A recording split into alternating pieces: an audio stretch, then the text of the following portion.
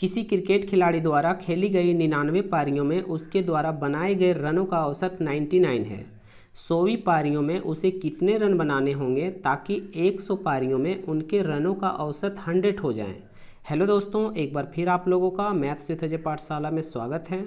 दोस्तों, आज का क्लास पिछले क्लास के कॉन्सेप्ट पर ही आधारित है। अगर आप लोग इसका पार्ट 1 अभी तक नहीं देखे हैं तो प्लीज़ उसे देखिए। तो चलिए दोस्तों, आज का क्लास शुरू करते हैं।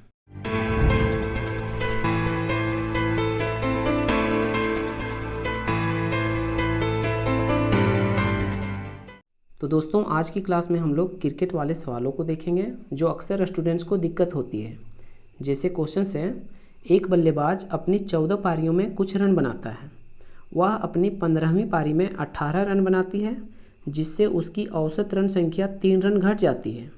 तो 15वीं पारी से पहले उसकी औसत रन संख्या क्या थी, यही हमें बतानी है। तो चलिए, हर क्वेश्चन की तरह इसका भी सबसे पहले हम लोग बेसिक समझ लेते हैं। हालांकि इसका यूज हम लोग एग्ज़ाम में नहीं करेंगे, लेकिन इसे समझना ज़रूरी है। तो हम सबसे पहले मान लेते हैं कि उस बल्लेबाज द्वारा 14 पारियों तक का एवरेज रन x रहा होगा। तो यहाँ हम लिख लेते हैं कि माना बल्लेबाज द्वारा 14 पारियों तक का जो एवरेज रन रहा होगा वह कितना होगा, x। अब बल्लेबाज द्वारा खेली गई पारियां और हम कुल रन निकाल लेंगे, कुल रन। तो जैसा कि क्वेश्चंस में दिया गया है कि उसने 14 पारी खेला और कुछ रन बनाया। कितना पारी खेला है, 14, और हम 14 पारियों तक का एवरेज रन मान चुके हैं, कितना है, x। तो यहाँ से हम कुल रन भी निकाल सकते हैं। कैसे? अगर हम कुल पारी को x से गुना कर दें, यानी कि एवरेज से, तो मेरा कुल रन निकल आएगी। तो 14 को x से गुना करेंगे तो कितना हो जाएगा, 14x। और 15वीं पारी में उसने कितना रन बनाया है, 18। अब इस 18 रन के चलते मेरा बोल रहा है कि उसके औसत रन में 3 रन घट जाती है। कहने का मतलब है कि उसका जो टोटल पारी था उसके एवरेज में 3 रन की कमी हो गई थी। तो पहले हम एवरेज क्या माने थे, x। जब इसमें 3 की कमी हो जाएगा तो न्यू एवरेज कितना हो जाएगा, x माइनस 3। तो यहाँ से भी हम कुल रन निकाल सकते हैं। जैसे पारी कितना था, 15, और न्यू एवरेज कितना है, x माइनस 3। अब यहाँ आप लोग एक चीज़ देखेंगे कि ये मेरा दोनों टोटल 15 पारी का कुल रन है और ये भी 15 पारी का कुल रन है। तो ये आपस में बराबर है, तो हम बीच में इक्वल का साइन दे देंगे और यहाँ से हम x का मान निकाल लेंगे। तो ये हो जाएगा 14x प्लस का 18, ये हो जाएगा 15 को x से गुना करेंगे तो 15x माइनस का 45। अब ये 14x जब इधर जाएगा क्या बचेगा, सिर्फ x, और ये माइनस 45 जब इधर आएगा तो हो जाएगा प्लस 45। तो 18 और 45 कितना हो जाएगा, 63। अब हमको पूछ रहा था कि 15वीं पारी से पहले उसकी औसत रन संख्या क्या थी। कहने का मतलब है 14 पारियों तक का एवरेज रन संख्या हमसे पूछ रहा है। तो इसको हम क्या माने थे, x, और ये भी मेरा कितना आ गया है, x। तो कहने का मतलब है कि 15वीं पारी तक का, यानी कि 15वीं पारी से पहले उसकी औसत रन संख्या कितनी थी, 63 ही। अब ये तो हो गया इसका बेसिक।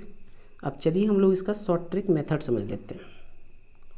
शॉर्ट ट्रिक मेथड, तो हमें पहले पारी कितना दिया गया था उससे लिखनी है, कितना था, 14, और उसका एवरेज हमें नहीं पता तो हम एवरेज मान लेंगे x। अब आगे 15वीं पारी जब उसने खेली तो 18 रन बनाया, जिसके चलते उसके औसत रन में 3 रन की कमी हो गई थी। तो पहले मेरा औसत कितना था, x। जब इसमें 3 रन की कमी हो जाएगा तो अब न्यू एवरेज कितना हो जाएगा, x माइनस 3। अब यहाँ से हम बहुत ही आसानी से 15वीं पारी का रन निकाल सकते हैं। पारी का रन निकाल सकते हैं। कैसे? यहाँ हम देखेंगे कि कितने की वृद्धि या कमी हो रहा है, तो -3 की कमी हो रहा है और इधर +1 की वृद्धि हो रहा है। अब इस 1 को हम x - 3 से और 14 को -3 से गुना कर देंगे, तो ये हो जाएगा कितना, x - 3 और ये माइनस का 14 तिया 42। अब ये तो हुआ 15वीं पारी का रन मेरे अकॉर्डिंग, लेकिन क्वेश्चंस में 15वीं पारी में रन कितना दिया गया था, 18, यानी कि 15वीं पारी में रन कितना बनाया था, 18। तो हम इसके इक्वल रख देंगे। अब यहाँ से हम x का मान निकाल लेंगे, तो ये हो जाएगा x, ये दोनों जुटेगा तो माइनस का 45, उधर जाएगा तो +45, तो कितना हो जाएगा, 18 और 45 63। तो यहाँ से भी हम 15वीं पारी से पहले उसकी औसत रन संख्या निकाल सकते हैं। दोस्तों, उम्मीद करते हैं ये समझ में आ गया होगा। अगर नहीं समझे होंगे तो चलिए हम लोग इसी प्रकार के एक और क्वेश्चंस को देख लेते हैं। अगला क्वेश्चन है, किसी बल्लेबाज का 12 पारियों का एक निश्चित औसत है। 13वीं पारी में वह 96 रन बनाता है, जिसके चलते उसके औसत में 5 रनों की वृद्धि हो जाती है। तो 13वीं पारी के बाद उसका औसत रन क्या होगा, यही हमें बतानी है। यह क्वेश्चंस मेरा SSC CGL Tier 2 में पूछा गया है। देखिए कितना आसान है। जैसे हमें शुरू में पारी कितना दिया गया था, 12, और इसका एवरेज क्या दिया गया था, तो निश्चित था, तो हम इसे x मान लेते हैं। अब आगे बोला गया है कि 13वीं पारी में वह 96 रन बनाता है, जिसके चलते उसके औसत में 5 रनों की वृद्धि हो जाती है। 13वीं पारी में इसके एवरेज में 5 रनों की वृद्धि हो गया है। पिछला क्वेश्चन को देखें तो उसके एवरेज में 3 की कमी हो रहा था, इस बार मेरा 5 की वृद्धि हो रहा है। अब फिर से यहाँ हम बहुत ही आसानी से 13वीं पारी का रन निकाल सकते हैं। 13वीं पारी का रन निकाल सकते हैं। कैसे? हम यहाँ देखेंगे कि मेरा वृद्धि हो रहा है या कमी, तो इधर 5 की वृद्धि हो रहा है और इधर +1 का। अब फिर से हम इस 1 को x + 5 से और इस 12 को हम 5 से गुना कर देंगे, तो क्या हो जाएगा, x + 5 + 12 × 5 = 60। तो ये तो हो गया मेरे अनुसार 13वीं पारी का रन। लेकिन क्वेश्चंस में हमें 13वीं पारी का रन कितना दिया गया था, 96, तो हम इसके इक्वल रख देंगे 96। अब हमें पूछा गया है 13वीं पारी के बाद उसका औसत क्या होगा, तो 13वीं पारी के बाद औसत क्या है, x + 5। कहने का मतलब है कि हमें x + 5 का ही मान निकालना है, तो हम x + 5 को इधर ही रख लेंगे। 96 में जब 60 उधर जाके माइनस होगा तो कितना बच जाएगा, 36। तो यही हो गया मेरा 13वीं पारी के बाद का रन का औसत। अब चलिए दोस्तों हम लोग अगले क्वेश्चन को समझते हैं। अगला क्वेश्चन है, एक खिलाड़ी की 20 पारियों का औसत रन 18 है।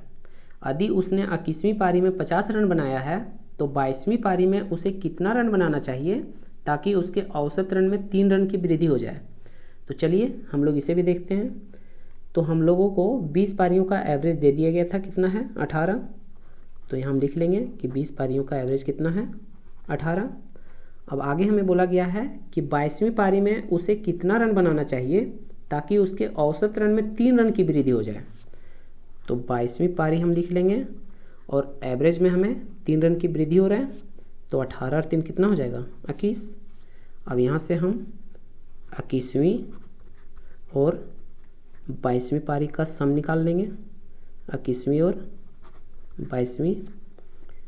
तो कैसे निकालेंगे, इधर देखेंगे कि मेरा कितने की वृद्धि हो रहा है, 3 की, और इधर +2 की। अब फिर से हम इस 2 को 21 से और इस 20 को 3 से गुना कर देंगे, तो कितना हो जाएगा, 21 दूना 42 प्लस का 20 तिया 60। अब क्वेश्चंस में हमें 21वीं पारी का रन दे दिया गया है, कितना है, 50, और हमें पूछ रहा है 22वीं पारी का रन।